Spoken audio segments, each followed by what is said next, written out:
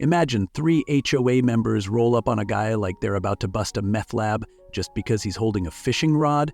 That was my Sunday morning. One minute I'm sipping black coffee by the lake behind my cabin, listening to loons echo across the water, enjoying the kind of morning peace you can't buy at a store. The next minute, here they come. Karen and her band of clipboard commandos screeching up in a golf cart with more self-importance than a parade marshal leading an empty street. The leader, naturally, was Karen. Bleach blonde, wraparound sunglasses so big you could land planes on them, and a laminated clipboard slapped against her chest like a sheriff's badge. She pointed at me like she was identifying a fugitive.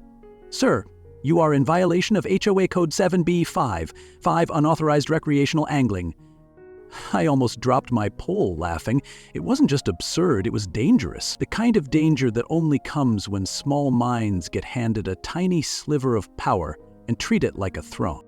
Leave a comment below to let us know where you are watching from, and if you like fascinating stories like this, don't forget to hit that subscribe button because tomorrow we have another incredible story and there are many surprises waiting for you in the next parts. It was a perfect Sunday. Blue sky, calm water, soft waves tapping the dock. I had my fold-out chair, my dad's old tackle box, and a cup of gas station coffee that somehow always tasted better sitting by the lake. Fishing wasn't a hobby, it was therapy. It was church. It was a way of breathing without realizing you'd been holding your breath all week. And that lake, it had been behind my property for a decade, part of the land, part of my life, never a problem, not once, until Karen. The golf cart screeched to a stop with the urgency of a SWAT raid on a lemonade stand. Karen hopped off first, clipboard snapping open like a weapon. Behind her were 2 HOA lieutenants, a guy who always wore socks with sandals and a woman who once filed a noise complaint against a wind chime. Together, they looked like the worst Avengers reboot ever made. Karen marched up, flip-flopping through her rules like a drill sergeant desperate for a target. "Do you have a valid HOA fishing tag?" she demanded. I blinked, genuinely confused. "A tag? To sit on my own dock?" she sniffed. "That lake is community property, new board resolution, fishing permits required for wildlife protection." I stared at her like she had grown a second head. "Lady," I said, keeping my voice calm, "the only wildlife I've seen in this lake are 3 ducks, a frog with 1 eye, and a catfish so old it probably built the lake." Karen didn't laugh. She slapped a yellow citation against my chest like she was pinning a scarlet letter. $600, 0 cents fine. Further violations will result in legal action. I couldn't help it. I laughed. Not a chuckle, a deep, can't breathe, this can't be real laugh. She looked scandalized. "You think this is funny?" she barked. "I think it's absurd," I said, folding my chair and standing. "I've been fishing here for 10 years. This isn't a community pool, it's a lake." Karen puffed up like a bantam rooster. "The HOA manages this land. It falls under our jurisdiction." That night, I found a bright orange notice slapped on my front door, like I'd been cooking meth in the woods instead of fishing on my own property. It threatened escalating fines, suspension of privileges, and legal proceedings. I stared at it for a long second. Then I crumpled it up and tossed it in the trash. I wasn't mad yet. I was curious. The next morning, new signs appeared overnight. Big, bold letters. "Fishing prohibited. Violators will be fined." One hammered into the grass next to my dock. Another nailed to a tree where I usually parked my canoe. It was like living in a badly run amusement park. I took a deep breath, walked back inside, and made a call I hadn't made in years. Barry answered on the second ring. "Dean, if this is about the time I told your ex she could keep the dog, I'm still sorry." "Not that," I said. "I need you to look something up. Who really owns the lake behind my cabin?" He paused. "You thinking lawsuit?" "Not exactly," I said. "I'm thinking checkbook." By Tuesday, Barry had the answer. Turns out, the HOA didn't own the lake. They never had.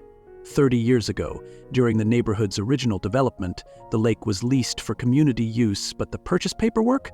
Never finalized. The land deed? still owned by a dormant holding company that had forgotten it even existed. The HOA was operating on a fairy tale. I leaned back in my chair and grinned. "What would it take to buy it?" I asked. Barry whistled.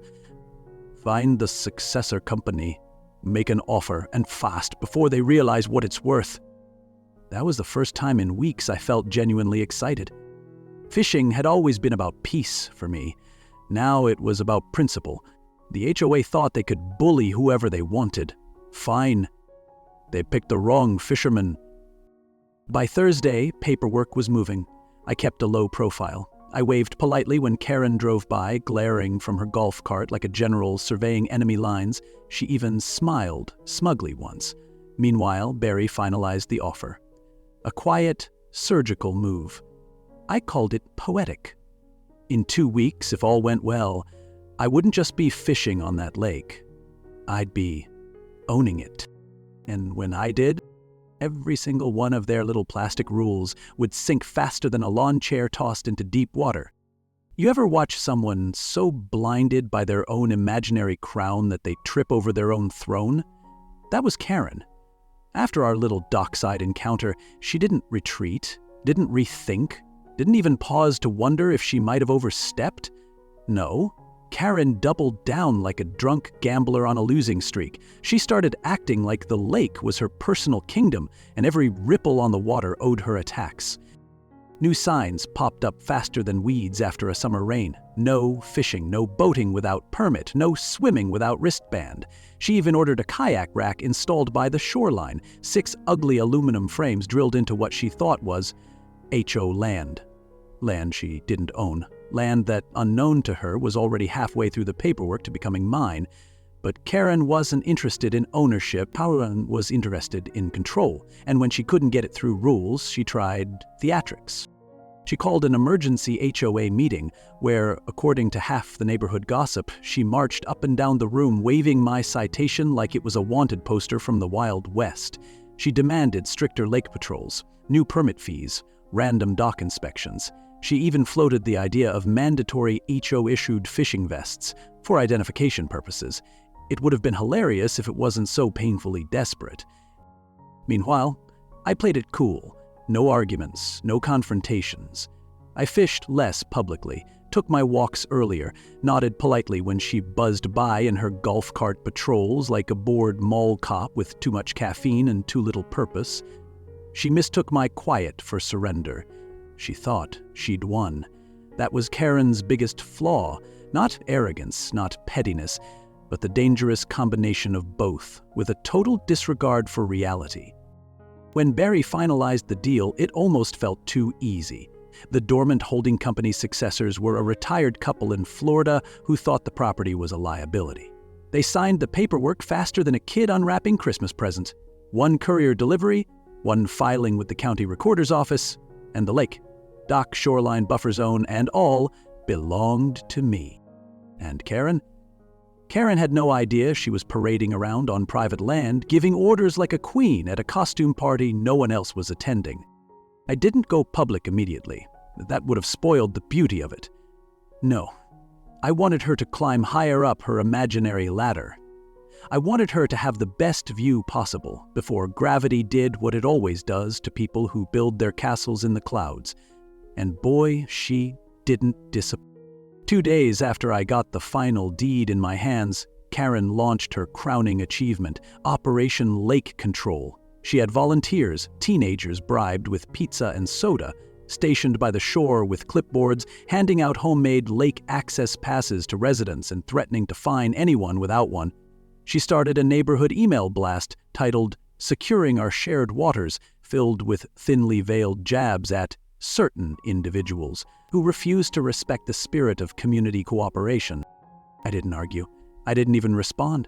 I just sat on my porch, sipping coffee, flipping through the deed with a smile so wide it could have lit up a billboard. Because here's the thing about building an empire on fantasy. It only takes 1 piece of real paper to knock it down. And I had that piece. Signed, sealed, and about to be delivered in the most satisfying way possible. Karen didn't just walk into her downfall, she sprinted into it like a cartoon villain who thought she could outrun gravity. If Cruella de Vil and a furious Chihuahua had a baby, it would have been Karen that morning, marching down the gravel path in her golf cart, clipboard swinging like a weapon, sunglasses crooked from rage. The signs had gone up at dawn. 12 handcrafted wooden masterpieces, bold rustic lettering carved deep into the grain. Private property, no trespassing, residents not welcome, violators will be prosecuted. Stained oak finish, brass bolts, lined neatly around the lake like chess pieces guarding a king. It was subtle as a shotgun blast. And Karen? Karen saw them from half a mile away and hit the gas on that golf cart like she was trying to qualify for the Daytona 500. She screeched to a halt at the edge of my dock, a cloud of dust billowing around her like an angry cartoon smoke cloud. She hopped out, practically vibrating with fury, arms flailing like she was trying to conduct a one-woman symphony of outrage. "What is this?" she shrieked, voice cracking like bad cell reception. "Who authorized these signs?" She stormed up to the nearest one, grabbing it and shaking it like it might magically disappear if she willed it hard enough. Somewhere in the background, Pickles the goat ambled into view, chewing on a piece of rope, pausing only to blink at Karen like he was wondering whether he should call animal control. I walked down slowly, folder tucked under one arm, taking my sweet time. I wanted her to have the full show. Karen spun around to face me, hair frizzing wildly, sunglasses hanging from one ear like a broken chandelier. "You can't just put up signs, Dean," she barked. "You can't block off community property. This lake belongs to the HOA. It belongs to the people." I stayed calm, casual, like a cowboy about to read the eviction notice to a bandit holed up in the wrong saloon. "Actually, Karen," I said, flipping open the folder with theatrical slowness, "this land, this lake, it's all mine. Deed recorded, property lines surveyed, ownership transferred, legally, officially, permanently." I held it up so she could see the shiny county seal. Karen stared at it like it was written in an alien language. Her mouth worked soundlessly for a second, like a fish gasping on dry land, before she found her voice. "That's impossible. We've used this lake for years. We have rights." "Using something," I said slowly, "and owning something are two very different things. Turns out, your HOA paperwork is about as airtight as a spaghetti strainer." For a heartbeat, I thought she might actually faint. She swayed a little, hand gripping her clipboard like it was a lifeline. Pickles snorted behind her, chewing thoughtfully, as if evaluating whether this human was edible or just a waste of chewing effort. Karen tried to recover, puffing herself up like an angry peacock. "We'll call the city. We'll seize it. I cut her off with a raised hand. "Eminent domain doesn't work that way, Karen. You're not building a freeway. You're mad you lost a pond." She sputtered something about lawsuits and public interest, but the fight was bleeding out of her face faster than air from a slashed tire. A few neighbors had wandered out to watch by now, arms folded, eyebrows raised. The kind of crowd you get when people sense blood in the water but aren't sure who's bleeding yet. Karen pointed a trembling finger at the lake. "You think this is over? You think you can just lock people out? They'll hate you for this." He smiled, slow and easy. "Oh, I'm counting on it." By the time she stormed back to her golf cart, sputtering, muttering, nearly running over her own clipboard, the neighborhood group chat was already melting down. Photos of the new signs went viral. The comments were pure gold. Some demanded answers, some cheered. One guy just posted a gif of a goat chewing a for sale sign. Meanwhile, I went back to my porch, poured another cup of coffee, and watched as Karen's empire crumbled, not with a bang, but with a squeal. And the best part? She didn't even know this was just the first punch. Karen wasn't the kind of person to lose gracefully. No, she was the kind who tripped over the finish line and then demanded a do-overs. After the signs went up and the neighborhood group chat exploded, she didn't retreat. She rallied. Or at least, she tried. She called an emergency HOA meeting, swore to reclaim the lake and encourage civil resistance, which in her world meant poorly printed flyers and angry Facebook rants typed in all caps. At first, it was almost sad. She patrolled the lake's edge daily in her golf cart, glaring at the signs like she could intimidate the wood into falling over. But when that didn't work, she got bolder and dumber. One morning, I found one of my private property signs knocked over. Another day, someone dumped a bag of mulch across the dock entrance, like that was going to somehow stop a man who owned a shovel and a bad attitude. Still, I didn't react. I didn't send angry emails. I didn't chase anyone down. I just installed more cameras. Motion-stricken did the infrared, wide-angle, and feeding straight to a backup server. I wasn't just ready for another tantrum, I was ready to film it in HD. And good thing, too, because 2 nights later, the real fireworks started. The footage was clear as daylight. Rick Ho, the HOA's most loyal foot soldier, a man who wore socks with sandals and the permanent expression of a disappointed substitute teacher, creeping along the shoreline with a pair of bolt cutters in one hand and a flashlight in the other. He crouched low, cut the ropes on my canoe, and gave it a little shove, probably expecting it to drift off like some dramatic act of vengeance. Instead, it floated 10 feet, got stuck in some reeds, and just sat there, bobbing like a sad little boat of failure. I watched it live from my living room, sipping coffee and shaking my head. When Rick scurried away like a guilty raccoon, I simply hit save on the footage, forwarded it to Barry, and called the sheriff's office. Calm, polite, by the book. The next day, Rick got a trespassing citation hand-delivered by a very amused deputy. Karen, of course, tried to spin it. She posted in the group chat that Rick had been inspecting for shoreline erosion and had tripped accidentally, which might have been almost believable if the footage didn't show him crouched like a cartoon burglar straight out of a bad kids movie. Meanwhile, I made copies of the best security screenshots and taped them up on the new community bulletin board, right next to the HOA's announcements. Underneath, I wrote in big friendly letters, "Respect the rules," or "Learn about private property the hard way." The neighborhood's reaction was swift. Half the people were laughing, the other half were furious, but not at me. They were tired of the drama, tired of the fines, tired of Karen's parade of chaos. You could feel the tide shifting. But Karen? Karen wasn't reading the room. She was too busy planning her next move, convinced she could still win by throwing a bigger tantrum. She started a Save Our Lake campaign, complete with handmade protest signs stapled to wooden stakes and a Facebook event inviting people to march down to my dock.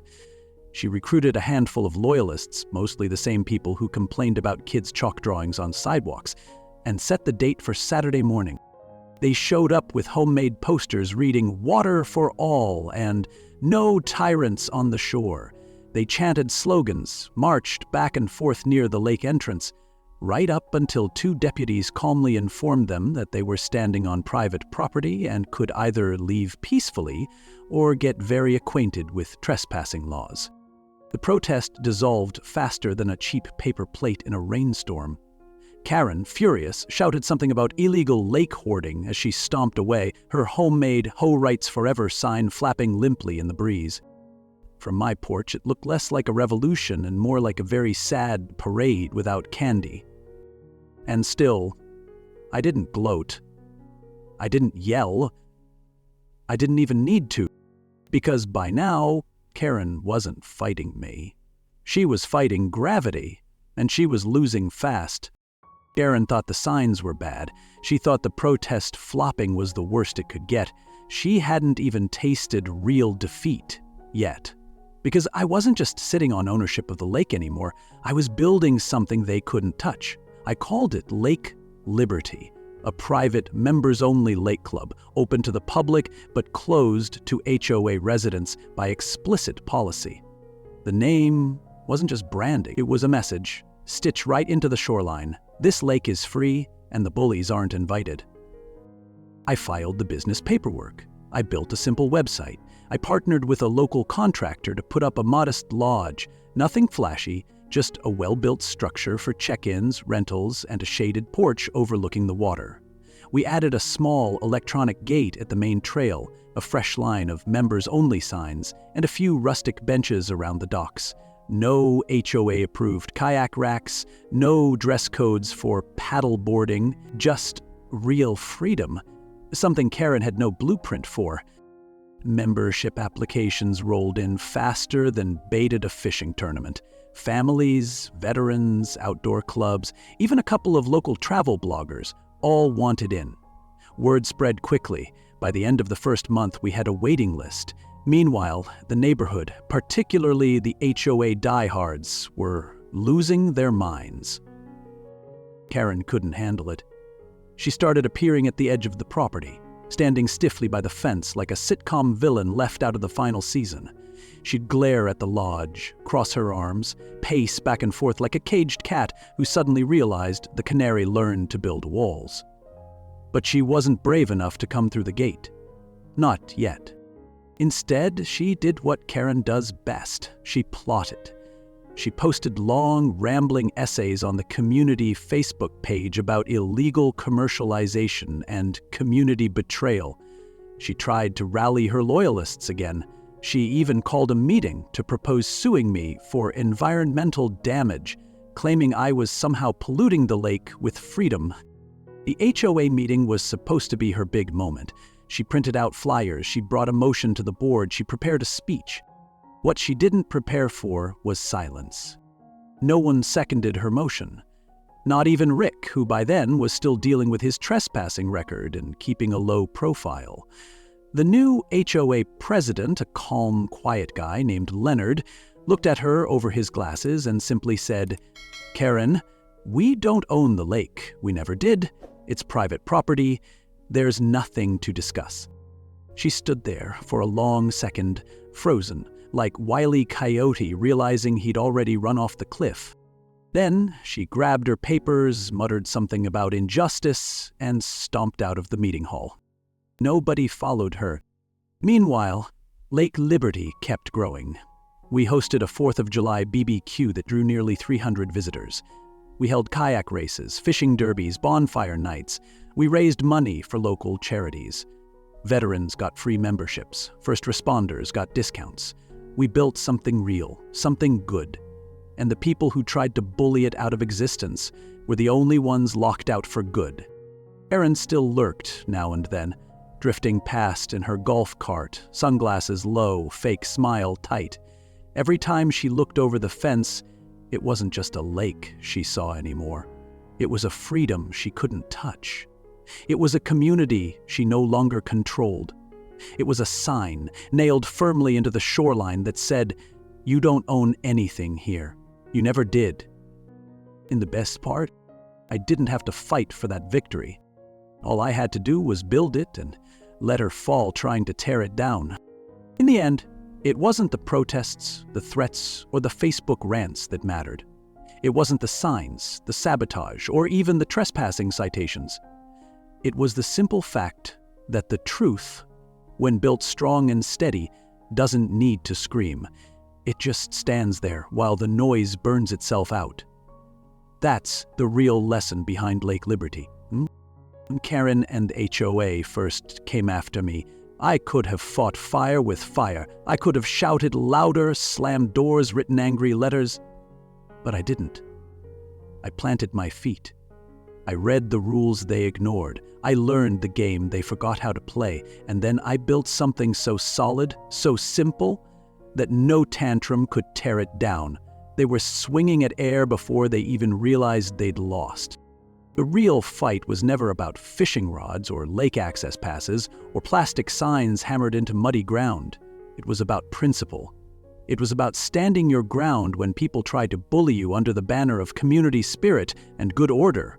It was about showing that patience, persistence, and a little well-placed stubbornness can beat all the noise and all the nonsense when you stay calm and play by the real rules, not the made-up ones. Tara never understood that. She thought leadership meant barking orders louder than anyone else. She thought ownership came from acting entitled long enough. But power built on arrogance collapses the moment it's tested, like a castle made of sand when the tide finally comes in. Today, Lake Liberty isn't just a private lake. It's a living, breathing reminder that the people who shout the loudest aren't always the ones standing at the end. Sometimes it's the quiet ones, The ones who keep showing up, keep doing the work, and keep refusing to back down even when nobody's watching. The goats still roam the shorelines some mornings. Kids laugh from the docks. Veterans swap stories under the oak trees, and every so often I sit back on that porch, fishing rod in hand, coffee cup steady, watching the sunlight sparkle off the water that's finally, truly mine. No fines, no citations, no clipboards, just peace. Because sometimes the best revenge isn't yelling back. Sometimes the best revenge is winning so quietly the people who tried to ruin you have to live with the echo of your success every time they hear the lake breeze whisper through their empty rules. Leave a comment below to let us know where you are watching from, and if you like fascinating stories like this, don't forget to hit that subscribe button, because tomorrow we have another incredible story and there are many surprises waiting for you in the next parts.